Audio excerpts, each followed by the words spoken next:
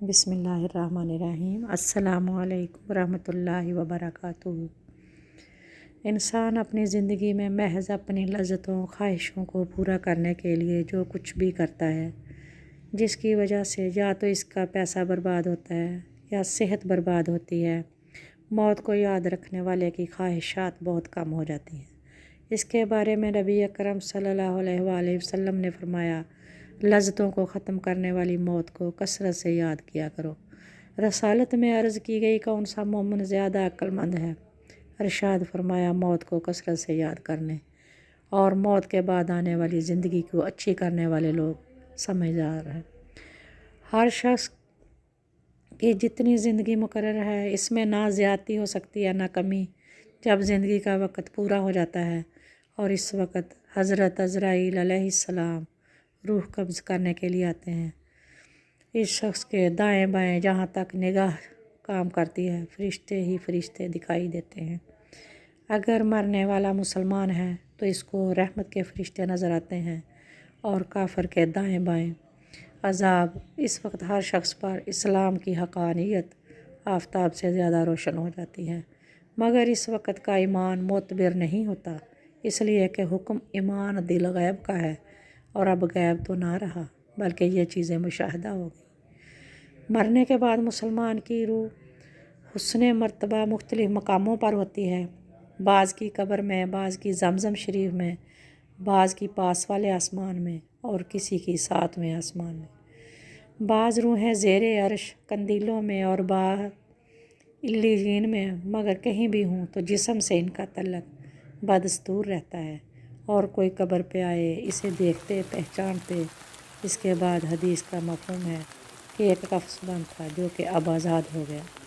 جب بھی کوئی مسلمان مرتا ہے، اس کی راہیں کھول دی جاتی ہیں، جہاں تک مردہ کلام کرتا ہے، اور اس کے کلام کو جن انسان کے سوا تمام مخلوق حیوانات وغیرہ تک بھی سنتے ہیں۔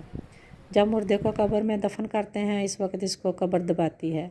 اگر مسلمان ہے تو اس کا دبانا ایسا ہوتا ہے کہ جیسے ماں پیار میں اپنے بچے کو زور سے چمٹا لیتی ہے، اور اگر کافر ہے تو اس کو زور سے دباتی ہے کہ ادھر کی پسلیاں دوسری پسلیوں میں پیوست ہو جاتی ہیں۔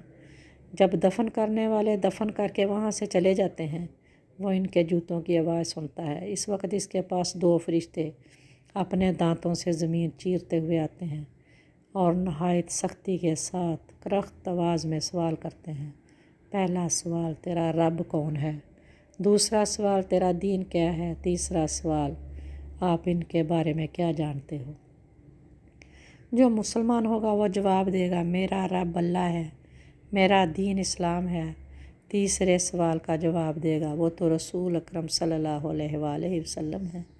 اس وقت آسمان سے ایک منادی ندا کرے گا، یہ میرے بندے نے سچ کہا، اس کے لیے جنت کا بچھونا بچھاؤ اور جنت کا لباس پہناؤ، اور اس کے لیے جنت کی طرف ایک دروازہ کھول دو۔ جنت کی خوشبو اس کے پاس آتی رہے گی، اور جہاں تک نگاہ پھیلے گی وہاں تک اس کی قبر کشادہ ہو جائے گی، اور اس سے کہا جائے گا کہ تو سو جا۔ پہلے اس کے بائیں ہاتھ کی کھڑکی کھولیں گے، جسم کو گرم ہوا اور سخت بدبودار ہوا آئے گی۔ اس کے بعد دائیں طرف سے جنت کی کھڑکی کھلے گی، اس سے کہا جائے گا، اگر یہ تم سوال کے جواب صحیح نہ دیتے تو تیرے واسطے وہ تھی، اور اب یہ ہے، تاکہ اپنے رب کی نعمت کی قدر کی جائے کہ کیسے بلائے عظیم سے بچا کر اس نعمت عظمیٰ عطا فرمائی۔ اگر مردہ منکر ہے تو سب سوالوں کے جواب میں یہ کہے گا، افسوس، مجھے تو کچھ معلوم نہیں، اور نہ ہی میں نے لوگوں کو کچھ کہتے ہوئے سنا ہے۔ اس وقت ایک پکارنے والا آسمان سے پکارے گا، یہ جھوٹا ہے، اس کے لیے آگ کا بچھونا بچھاؤ اور بائیں طرف کیا ایک دروازہ کھول دو، اور اس پر عذاب دینے کے لیے دو فرشتے مقرر ہوں گے جو اندھے اور بہرے ہوں گے۔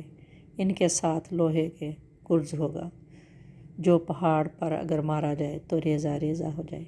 اس کے بعد اس کے اپنے اعمال جو وہ کرتا رہا، کتا، بھیڑیا اور مختلف قسم کے جانوروں کی شکل میں منتقل ہو کر اس کے سامنے آ جائیں گے اور اس کو ایذا پہنچائیں گے۔